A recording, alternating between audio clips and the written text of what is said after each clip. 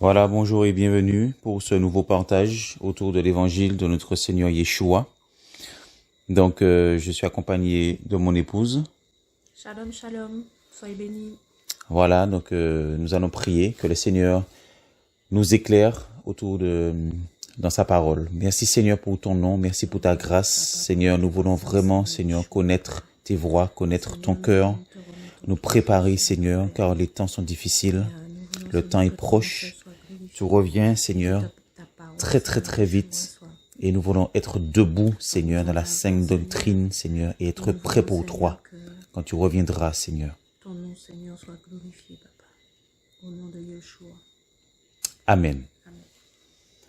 Donc, nous allons prendre les Écritures dans 1 Corinthiens chapitre 10, à partir du verset 11.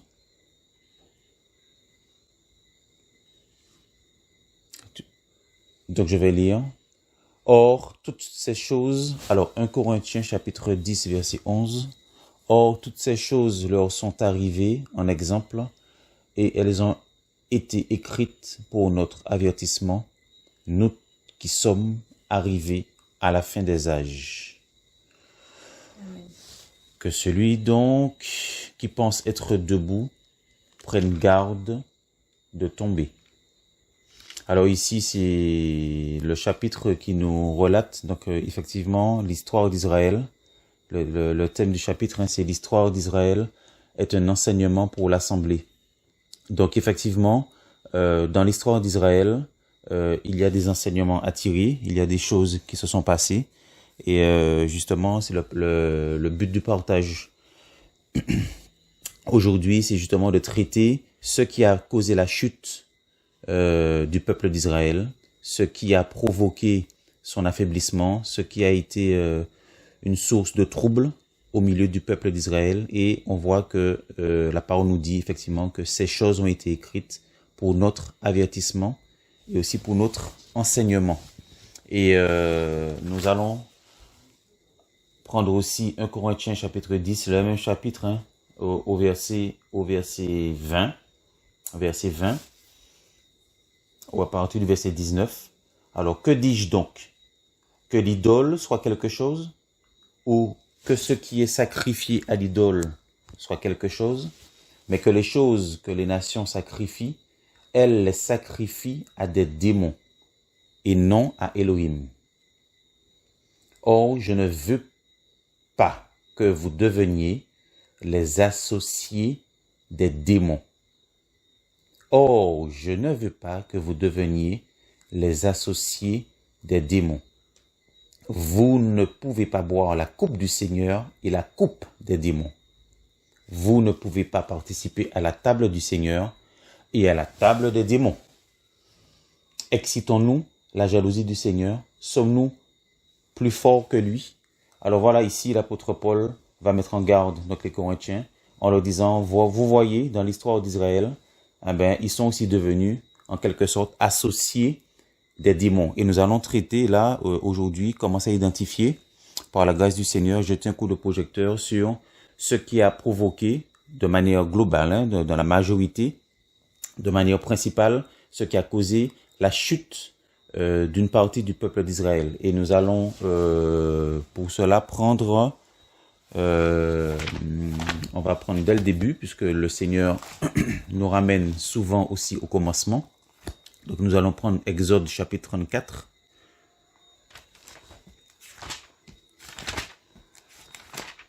Alors, Exode. chapitre 34, au verset 13.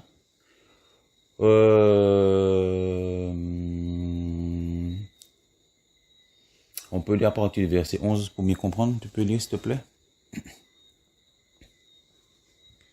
Alors, Exode 34, à partir du verset 11. Garde pour toi ce que je t'ordonne aujourd'hui. Voici, je vais chasser devant toi les Amoréens, les Cananéens, les Héthiens, les Phérésiens, les Éviens et les Yébousiens. Garde-toi de traiter alliance avec les habitants de la terre où tu dois entrer de peur qu'il ne soit un piège pour toi. Au verset 13, mais vous démolirez leurs autels, vous briserez leurs monuments et vous couperez leurs poteaux d'Achéra. Ok, voilà. Donc ici, le Seigneur mettait en garde son peuple, justement, de traiter alliance avec les Cananéens, les Étiens, les Phérésiens, les Héviens, les Yébousiens. Et il va dire au peuple d'Israël, attention à vous de ne pas faire alliance avec ces peuples, parce que ces peuples s'adonnent au culte d'idolâtres. Ils sont idolâtres, d'accord? Ils se vouent à des idoles. Et nous voyons ici la première mention, effectivement, de Asherah. Parce qu'en fait, quand je fais une petite parenthèse, si on pense au peuple d'Israël, dans le sens, qu'est-ce qui a causé la chute du peuple d'Israël dans le passé, tout de suite, effectivement, on a tendance à dire le veau d'or, c'est vrai. Mais sauf que le veau d'or a eu lieu une seule fois. Alors que Asherah, quand on regarde dans les textes bibliques, cette idole, ce démon Asherah, il revient au moins 40 fois dans le Tanakh. Donc ça veut dire que le peuple d'Israël a subi les attaques de ce démon, et ce mot se retrouve au moins 40 fois. 40 fois dans le Tanakh. C'est pour montrer l'importance de cette idole. Et maintenant, reste à savoir, qu'est-ce qui se trouve derrière Asherah? Qu'est-ce qu'on peut découvrir dans la parole qui nous parle d'Asherah et qui nous concerne nous en tant qu'Église, puisque nous aussi, nous sommes soumis à des attaques. Alors, qu'est-ce que tu peux... Donc, les recherches concernant Asherah montrent que, en fait, c'est une déesse. C'est une déesse principale du panthéon syrien, phénicien et cananéen antique. Ça veut dire que les Phéniciens l'appelaient Astarté, les Assyriens Asherah et les Philistins, les Assyriens Ishtar et les Philistins Asherah. Les Philistins Asherah. Donc, en fait, c'est un démon qui se retrouve dans plusieurs récits bibliques. Et en fait, Asherah était en couple avec Baal. Baal également, c'est une principauté qui se retrouve dans de nombreux récits bibliques. Donc, je ne sais pas si... Donc, on peut voir... oui, par exemple, on peut voir dans Nombre 25, on peut prendre Nombre 25 au verset 2.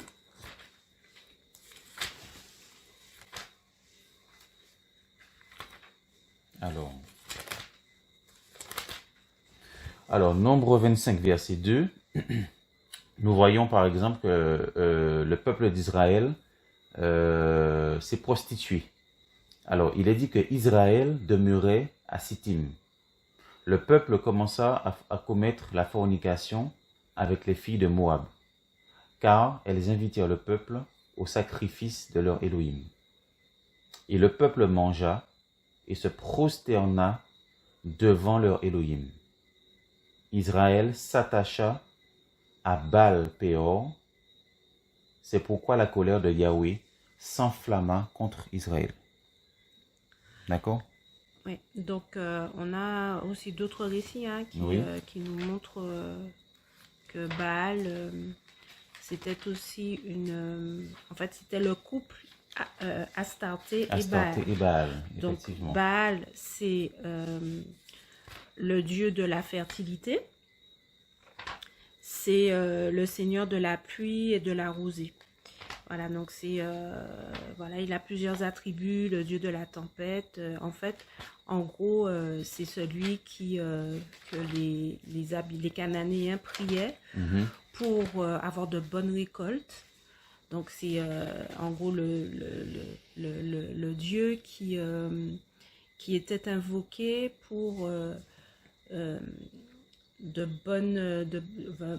pour la prospérité, on va dire, agricole, pour avoir de bonnes cultures et pour avoir de bonnes oui, de bonnes récoltes. Et donc, en fait, c'était aussi le roi des dieux, en fait. Voilà. Donc, Mhm. il a plusieurs attributs, mais il était aussi l'un des principaux dieux Mhm. du culte. C'est le principal dieu du culte cananéen. Et donc, il était on va dire, en couple avec la déesse Astarté, qui elle aussi, c'est le dieu de une déesse de la fécondité. Mhm. Et effectivement, sa représentation, c'est un poteau, un tronc d'arbre sans branches qui est planté dans le sol. Et dans le passage qu'on a lu tout à l'heure, il s'agissait effectivement, le poteau d'Achéra, en fait, ça représente Astarté, puisqu'on a vu que Astarté, Ishtar et Achéra, c'est la même divinité. Oui. Voilà. Donc en fait, c'est la déesse de l'amour et de la guerre. Et elle est caractérisée par la sensualité et par les prostitutions. Voilà. Ok. Voilà, au niveau du culte. Mhm. Et le dieu Baal, c'est un dieu qui demande du sang, donc des sacrifices humains, des sacrifices d'animaux. Et on le voit, donc ça peut-être on va le voir tout à l'heure, mais voilà, il y a des rituels qui permettent, entre guillemets, d'honorer cette divinité. Okay. Donc on voit que effectivement, Moïse interdit le culte d'Astarté en Deutéronome 16 au verset 21. D'accord. On peut le lire. Mhm. Alors, Deutéronome 16 au verset 21. Au verset 21. Alors, Deutéronome 16 au verset 21. Alors, la prescription sur les cultes. Tu ne planteras pas d'arbre d'Achéra près de l'autel que tu feras à Yahweh, ton Elohim. Tu ne dresseras pas non plus de monument. Yahweh, ton Elohim, est ces choses. Voilà. Amen. Ok. Voilà, donc ce sont des divinités qui ont largement été, on va dire, dénoncées. Le peuple d'Israël était averti qu'il ne devait pas honorer ces divinités qui étaient les dieux des Cananéens, des Phérésiens et des Yébousiens, et principalement des Cananéens. Donc c'était des divinités cananéennes. D'accord. On peut voir l'exemple aussi de Josué. Alors, on va prendre Juge au chapitre 1, au verset 1. Alors ici, le contexte, Josué, il est mort. Alors, on va lire. Alors, or, il arriva qu'après la mort de Yehoshua, les fils d'Israël consultèrent Yahweh. Juge chapitre 1, verset 1. Or, il arriva qu'après la mort de Yehoshua, les fils d'Israël consultèrent Yahweh en disant, qui de nous montera le premier contre les Cananéens pour leur faire la guerre? Et Yahweh répondit, Yehuda montera. Donc ici, dans le contexte, le peuple d'Israël avait hérité des terres, sauf que il y avait toujours quelques peuples qui pratiquaient leur culte, qui avaient toujours leur divinité, et il s'agissait maintenant pour le peuple d'Israël d'aller conquérir les terres où ces peuples habitaient, notamment les Cananéens. Et là, effectivement, le peuple d'Israël se retrouve un peu orphelin, parce que Josué, il est décédé. Et là, il se tourne vers Yahweh en disant, mais qui de nous, Seigneur, qui de nous montera? Et Yahweh répondit, Yehuda montera. Et nous allons voir la suite. Donc, le peuple d'Israël s'organise. Et voilà, par exemple, on peut prendre le verset, au verset 28. Au verset 28. En effet, il arriva que quand Israël fut devenu plus fort, il réduit les Cananéens à la servitude. Donc, le peuple d'Israël a attaqué effectivement, est rentré en possession de la terre où les Cananéens résidaient. Mais regardons ce que la parole nous enseigne. Et il nous est dit que, mais il ne les déposséda pas. Il ne les déposséda pas. Donc ici, le peuple d'Israël est rentré en terre cananéenne, sauf que ils n'ont pas dépossédé le peuple de leur divinité. La divinité était toujours présente, le culte était toujours présent, les pratiques étaient toujours présentes, et le peuple d'Israël, en fait, n'a pas dépossédé le peuple. Il est dit 2 fois, à 2 reprises, mais il ne les déposséda pas. Donc ici, on voit bien le Seigneur insiste à deux reprises pour nous montrer l'importance qu'il tenait à ce que le peuple d'Israël puisse déposséder les Cananéens de toutes leurs pratiques et de leur culte idolâtre. Et nous voyons encore au verset 30, par exemple, Zébouloun ne déposséda pas les habitants de Kitron, ni les habitants de Nanaol. Les Cananéens habitèrent au milieu d'eux et furent réduits à la servitude. On voit, si on continue, on va prendre le verset 32 par exemple. Les Achérites habitèrent au milieu des Cananéens, habitants de la terre, car ils ne les chassèrent pas. Verset 33. Nephtali, une des tribus aussi du peuple d'Israël, ne déposséda pas les habitants de Beth-Shemesh, ni les habitants de Beth-Anath. Il habita au milieu des Cananéens, habitants de la terre.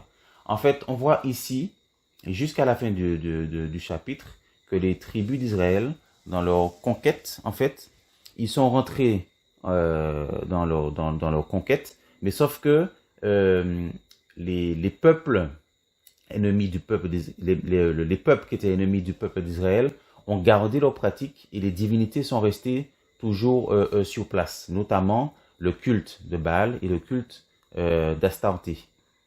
Alors, au chapitre 2, vous allez voir, il y a encore un complément qui nous est apporté. Alors, au chapitre 2 de Juges, au verset 8, alors, puis, Yehoshua, fils de Nun, serviteur de Yahweh, mourut, fils de 110 ans. Donc là, ici, il est décédé. Et au verset 10, il nous est dit que toute cette génération fut recueillie auprès de ses pères et il s'éleva après elle une autre génération qui ne connaissait pas Yahweh, ni les œuvres qu'il avait faites en faveur d'Israël. Verset 11. Les fils d'Israël firent alors ce qui est mal aux yeux de Yahweh, et ils servirent les Balaïm. Au verset 13, ils abandonnèrent Yahweh, donc cette nouvelle génération, d'accord? Cette nouvelle génération qui ne connaissait pas la guerre et qui ne connaissait pas non plus Yahweh, ils abandonnèrent Yahweh et servirent, voilà le couple, Baal et les Astartés. Donc ici, nous voyons que la colère de Yahweh va s'enflammer contre Israël. Donc c'est ce qu'on disait tout à l'heure. Dans l'histoire du peuple d'Israël, on se répète un peu, ce couple de divinités, Baal et Astarté, ont provoqué beaucoup de brèches et ont affaibli le peuple d'Israël. Et on voit ici que ce couple-là, en fait, il va se retrouver dans l'histoire d'Israël jusqu'à l'époque des rois aussi. Et voilà pourquoi les prophètes d'Israël dénonçaient fermement et constamment le culte de Baal, le culte d'Astarté, le culte de la reine du ciel. En fait, constamment et continuellement, c'est un couple qui a fait beaucoup de mal au peuple d'Israël. Et ça doit être un enseignement pour nous, un avertissement de comprendre exactement à quoi correspond le culte de Baal et le culte d'Astarté. Alors, on peut voir dans, par exemple, Manassé, c'était un roi d'Israël, en 2 Rois 21, verset 7. Alors, 2 Rois. Alors, tu as dit 2 Rois 2 Rois 21. 21.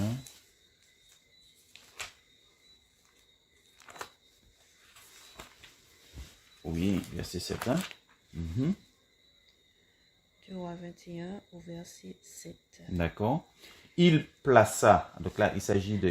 Donc, il s'agit du roi Manassé. Manassé, hein, et de son idolâtrie.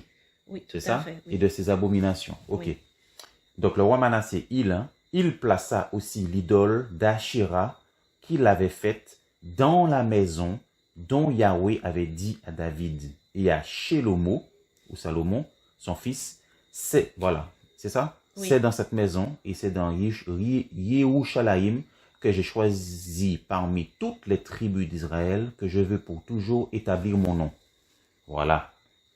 Voilà, le roi Manassé, effectivement, qui a placé, voilà, cette idole d'Ashira, où ça?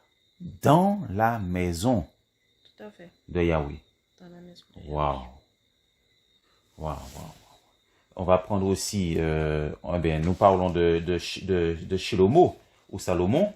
On va prendre 1 Roi 11 et vous allez voir les dégâts de cette divinité.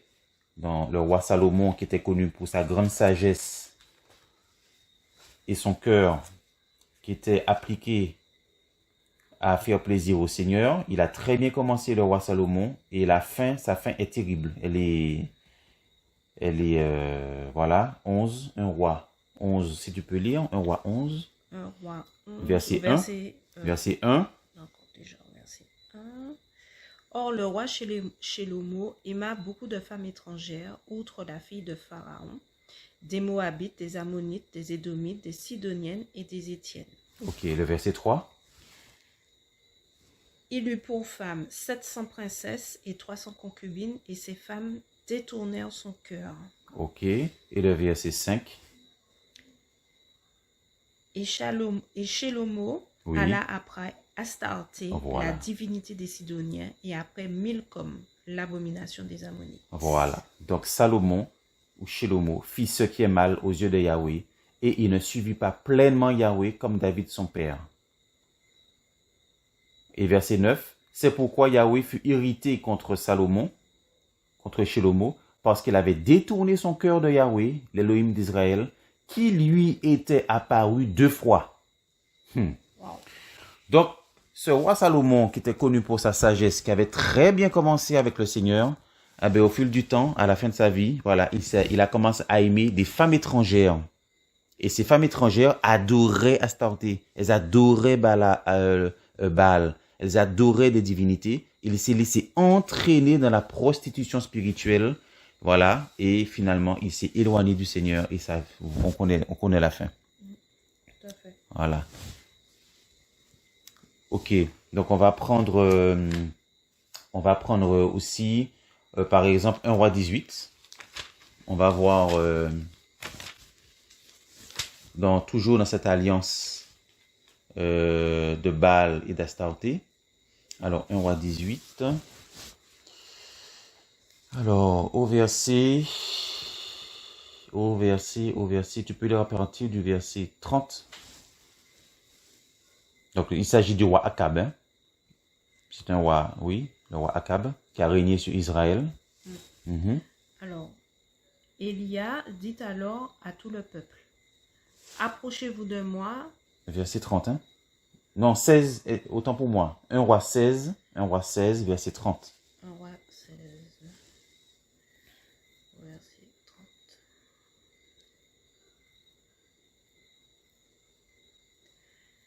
Et Akab, fils d'Omri, fit ce qui est mal aux yeux de Yahweh, plus que tous ceux qui avaient été avant lui. Ok, verset 31. Et il arriva que, comme si c'était peu de choses qu'il marcha dans les péchés de Yarobam, fils de Nébat, il prit pour femme Lisébel, fille d'Ethbaal, roi des Sidoniens. Puis il alla servir Baal et se prosterna devant lui. Voilà. Il dressa un autel à Baal dans la maison de Baal qu'il bâtit à Samarie. Akab fit une Ashéra. Akab fit plus encore que tous les rois d'Israël qui avaient été avant lui pour irriter Yahweh, l'Élohim d'Israël. Voilà. Donc, cette alliance, ce couple Baal et Asherah, effectivement, quand on regarde bien, Akab a fait encore plus de péchés que tous les rois d'Israël qui étaient avant lui. Donc, c'est un couple qui entraîne le peuple du Seigneur dans des péchés, dans des erreurs, dans des enseignements, dans des comportements abominables et qui sont anti-bibliques.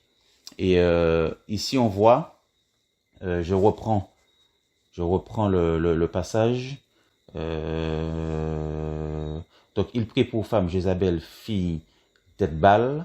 Oui, alors Edbal, quand on regarde le lexique biblique, fille d'Edbal, Edbal veut dire avec Baal. D'accord? Edbal veut dire avec Baal.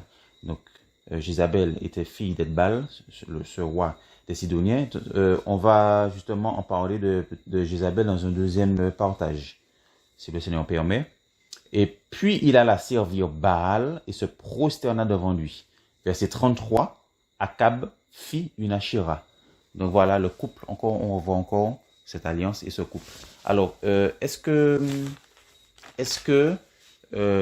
tu peux juste nous redire au niveau d'Ashéra, sa particularité? On avait parlé effectivement donc, de la sensualité, de quoi d'autre?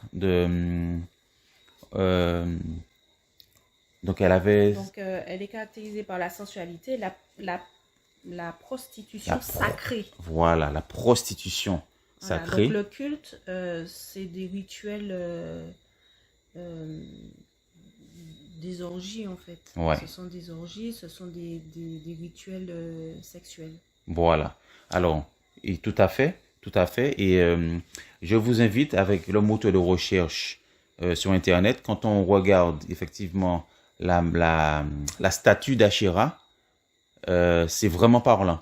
Parce qu'on voit qu'elle a plusieurs formes, et l'une de ces formes, des formes qui revient le plus, c'est qu'on voit qu'elle a ses deux mains sous ses seins, et on voit aussi son appareil génital, complètement.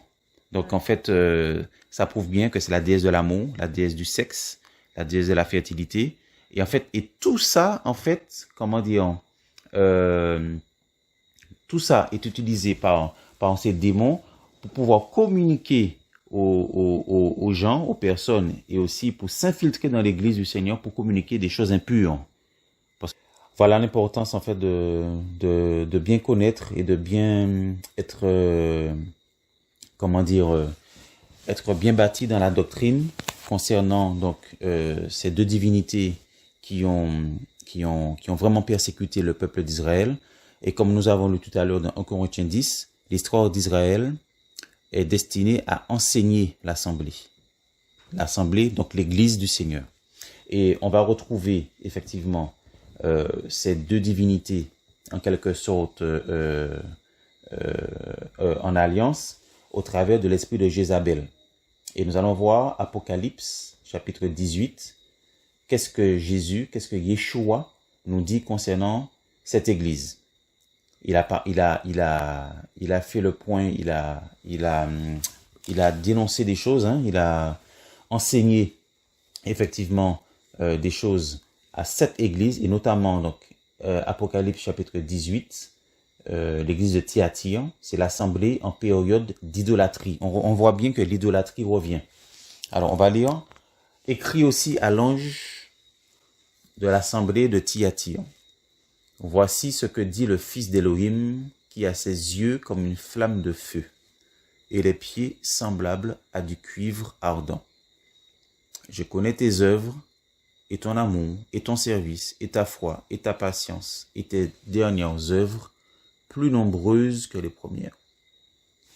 Mais j'ai contre toi quelque peu de choses, parce que tu permets que la femme Jézabel, qui se dit elle-même prophétesse, enseigne et égare mes esclaves pour qu'il se prostitue et mange des choses sacrifiées aux idoles.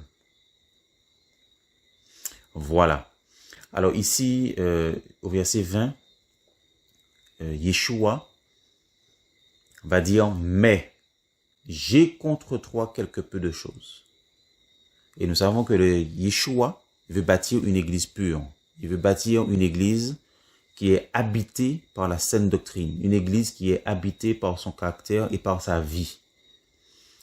Et quand il s'agit d'impureté ou de fausse doctrine, ou de choses qui souillent son assemblée, le Seigneur se lève et il ne peut pas accepter que son église soit souillée. Et là, il va dire, tu permets. Et le mot permettre en grec veut dire laisser faire. Donc dans le lexique biblique, ça veut dire laisser faire. Donc ici, c'est en quelque sorte, tu laisses faire la femme Jézabel. Et le meilleur moyen pour nous de découvrir c'est vrai que c'est vaste, hein, le sujet il est vaste, mais en tout cas, les Écritures nous montrent en 1 roi, on va revenir dans 1 roi, dans l'époque d'Élie, à la période d'Élie, le prophète Élie. Qu'est-ce qui s'est passé avec cette femme Jézabel? Nous allons voir. Alors, c'est 1 roi de 18. Alors, 1 roi... Voilà, j'y suis. Alors, 1 roi 18 au verset 19.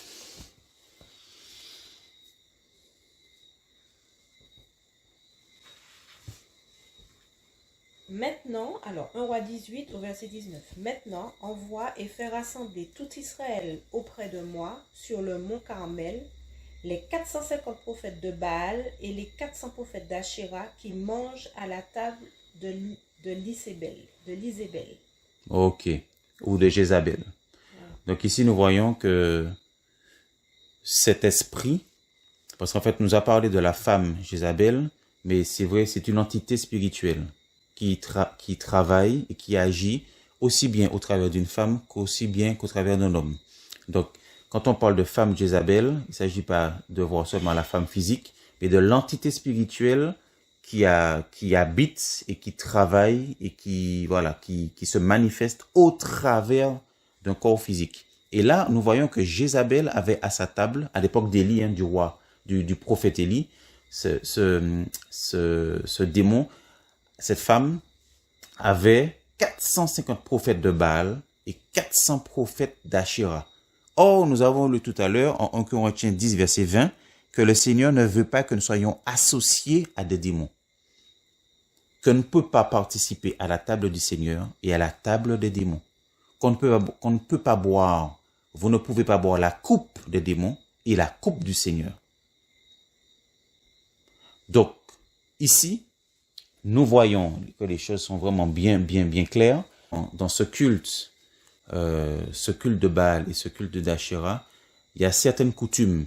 Alors, on va peut-être pas en parler là aujourd'hui, mais il y a des pratiques, il y a des coutumes qui se passent et qui sont pratiquées pour adorer ces deux démons-là. Et ce sont des choses qu'on va retrouver, des coutumes et des pratiques qui vont se retrouver dans l'Église, puisque là, le Seigneur a dénoncé effectivement que la femme Jézabel, qui se disait prophétesse, qu'elle enseignait et qu'elle égarait les serviteurs, les enfants d'Élohim, pour qu'ils mangent des viandes sacrifiées aux idoles. Donc la viande sacrifiée aux idoles correspond aux fausses doctrines. La viande sacrifiée aux idoles correspond à la parole qui est édulcorée. Les viandes sacrifiées aux idoles correspond à la fausse grâce, à l'évangile, au faux évangile, au faux esprit qui se fait passer pour le Saint-Esprit. Parce que cette femme Jézabel, elle se disait elle-même prophétesse. Donc elle s'était recommandée elle-même. Elle s'était autoproclamée. Et elle avait pris la direction, le contrôle sur les âmes, sur l'assemblée du Seigneur. Donc ici, nous voyons que, pour rappel, hein, Jézabel, On l'a dit tout à l'heure, donc Jézabel était la femme du roi Akab. Et si on peut prendre l'histoire de un Corinthien, oh là là, pas un Corinthien, un roi. Alors c'est l'histoire de Naboth quand Jézabel. Alors ici, un roi 21. Un roi 21, nous allons voir un récit où nous voyons la manifestation de cet esprit de Jézabel. Et voici ce qui arriva après ces choses. Naboth de Israël avait une vigne à Israël, près du palais d'Akab, roi de Samarie.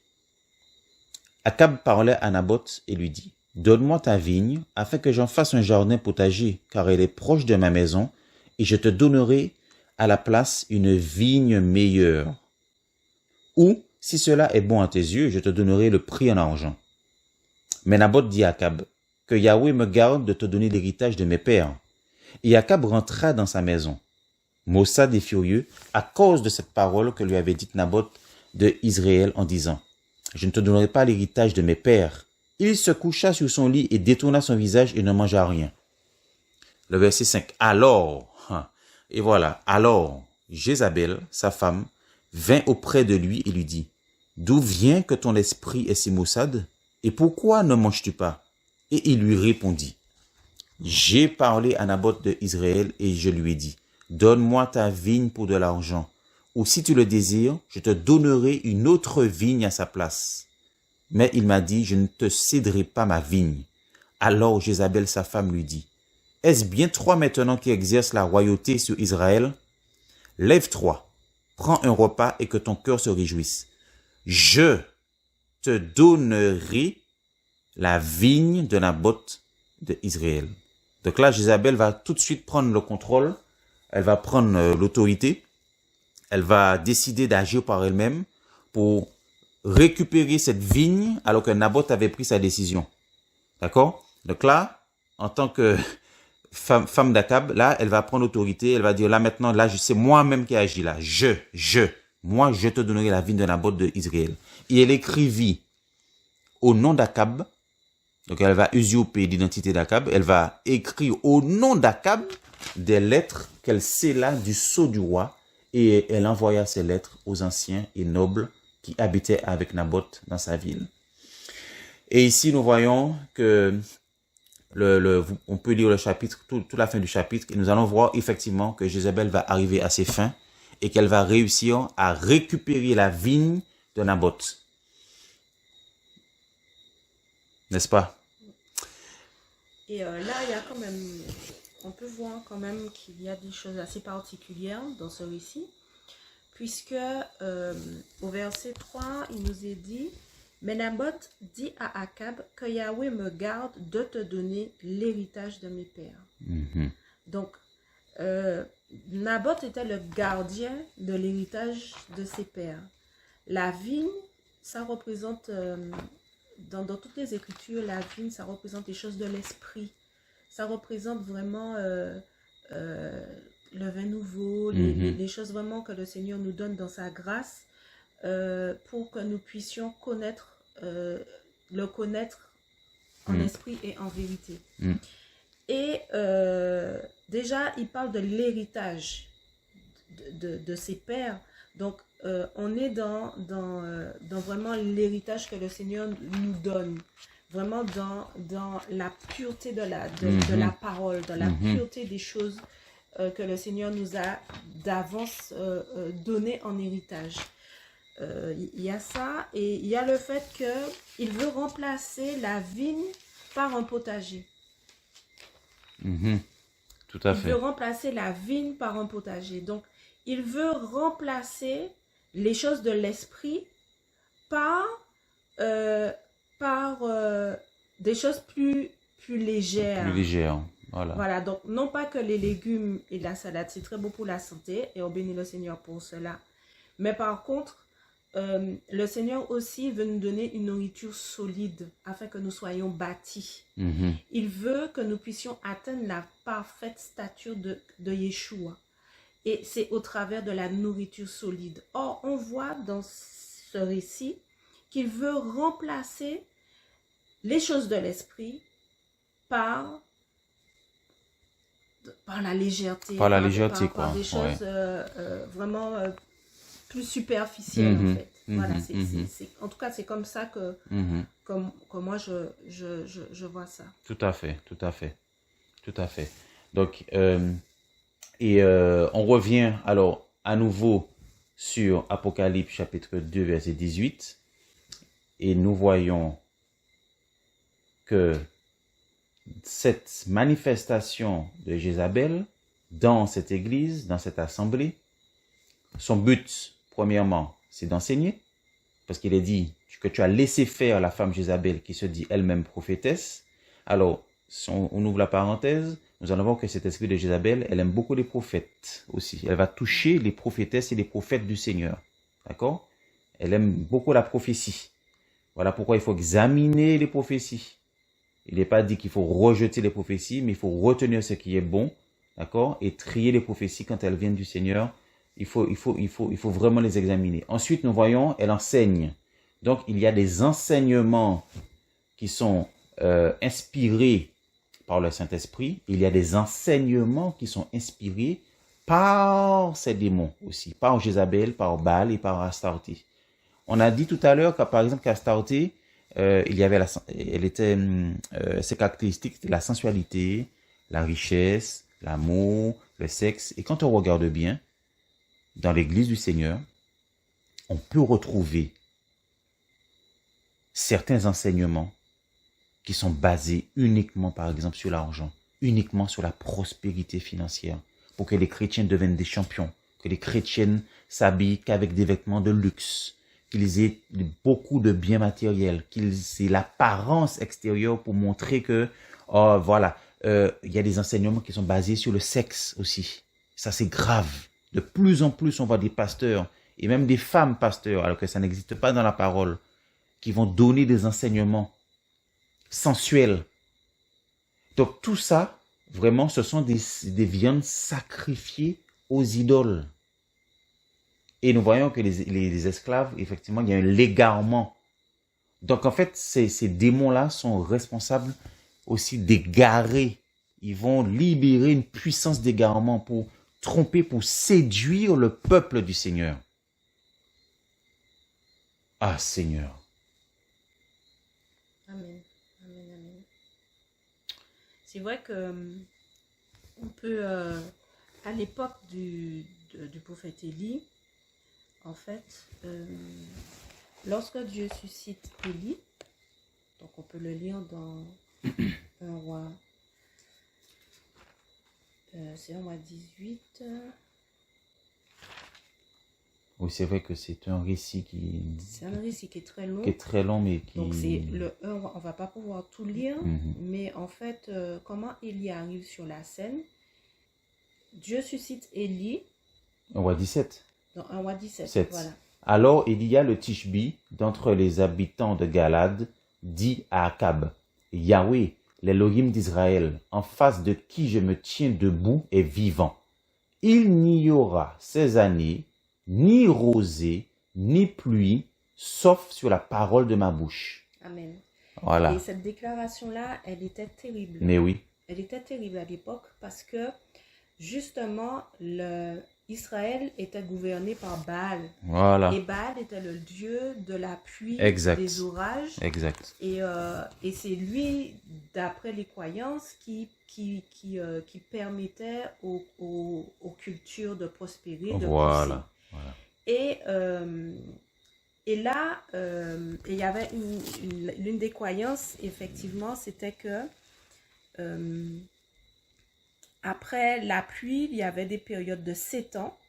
De 7 ans où il y avait, selon la légende, un combat entre le dieu Baal et un autre dieu qui s'appelle le dieu Mot. Et lorsque le combat était gagné parle du mode, par exemple, la sécheresse durait 7 ans. Mm, mm. Et en fait, là, quand Élie déclare que le ciel est fermé, là, le Seigneur est en train de démontrer qu'en réalité, le seul vrai Elohim, c'est Yahweh. Amen. Il est en train de démontrer que c'est pas Baal Mhm.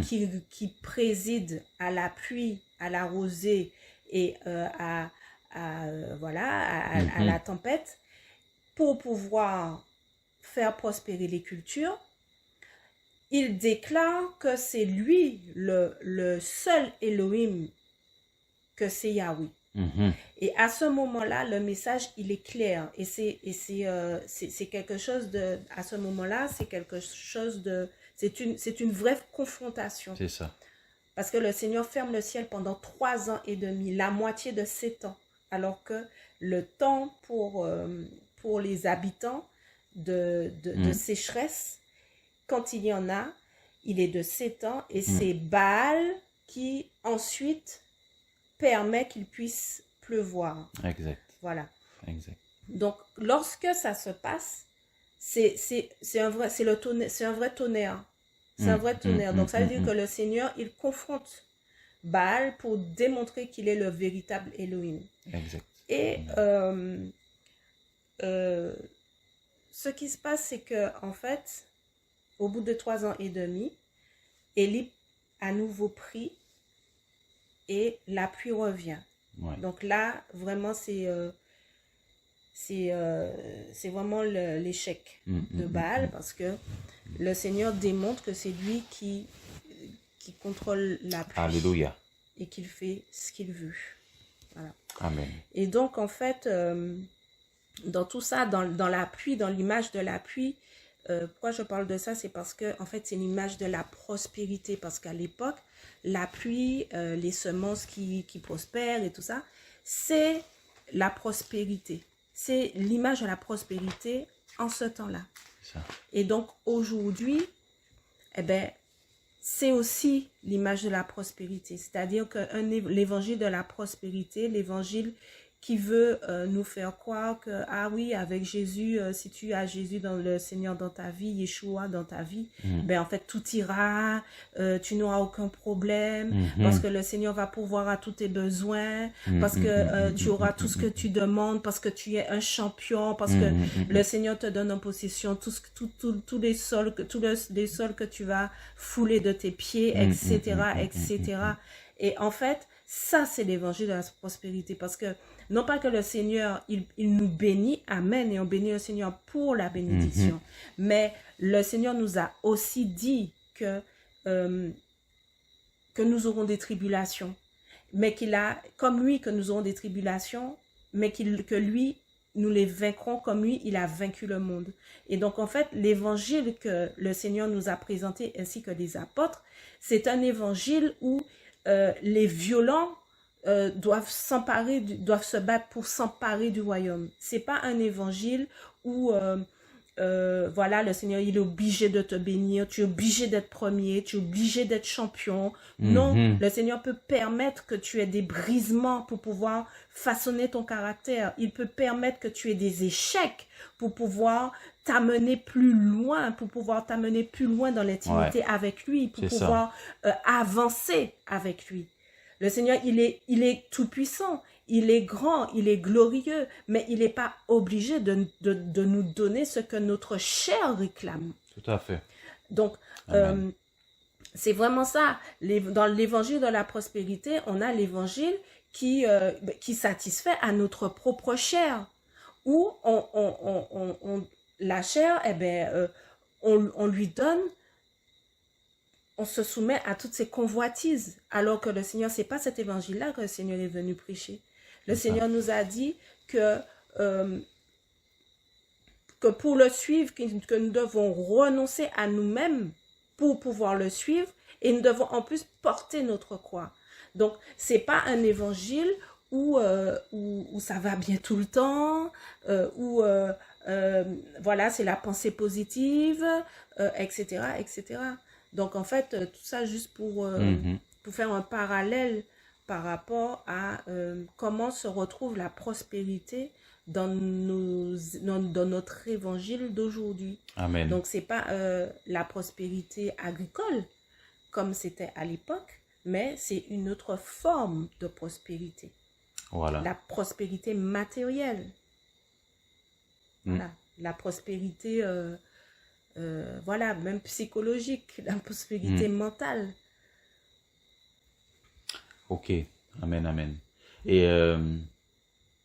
ce qui me vient en ce moment aussi, c'est que Jézabel avait à sa table 450 prophètes de Baal et 400 prophètes d'Astarté.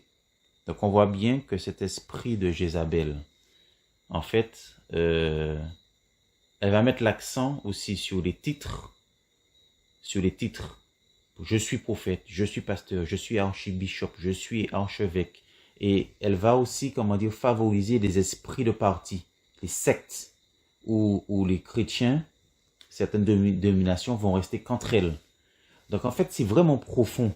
C'est vraiment profond. On ne pourra pas tout dire au travers d'un partage, parce que ce que la parole nous enseigne, c'est que l'esprit de Jézabel correspond aussi aux profondeurs de Satan.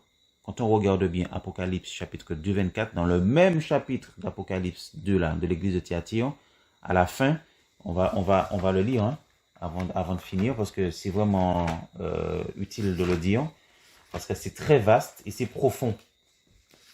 C'est vraiment profond.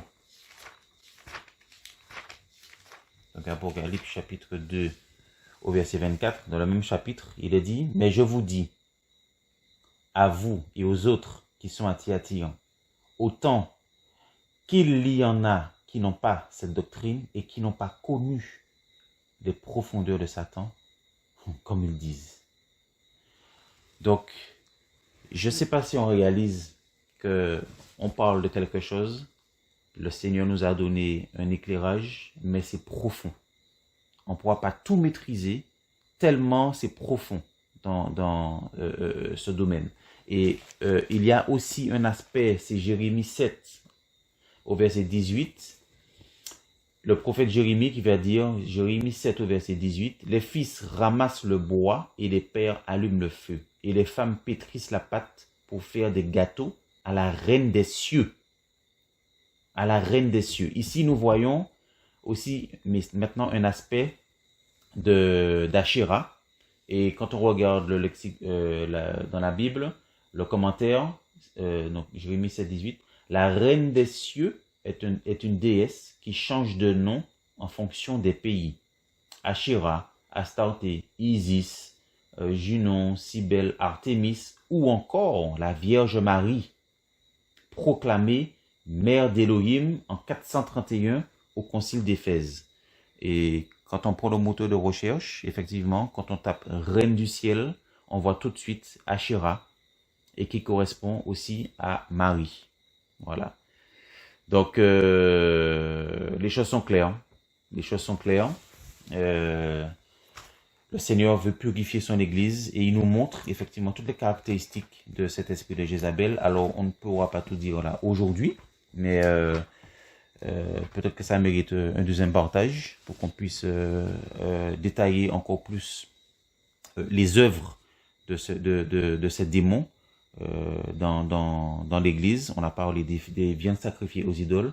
Alors, si le Seigneur permet, la fois prochaine, nous allons partager par sa grâce quelques aspects, effectivement, de ces viandes sacrifiées aux idoles qui correspondent à l'enseignement, à la parole, à la doctrine, voilà, dans l'Église.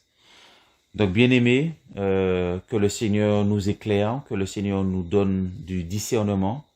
Il veut purifier son assemblée. Il a dit qu'il vient chercher une église glorieuse, une église sans tache, ni ride, ni rien de semblable. Donc il vient chercher une épouse, et son épouse, c'est une vierge pure. Donc vraiment que le Seigneur nous fasse grâce, et je nous invite à relire les passages, et que le Seigneur nous bénisse et nous fortifie dans sa grâce. Voilà, bonne soirée à tous, et à bientôt. Amen.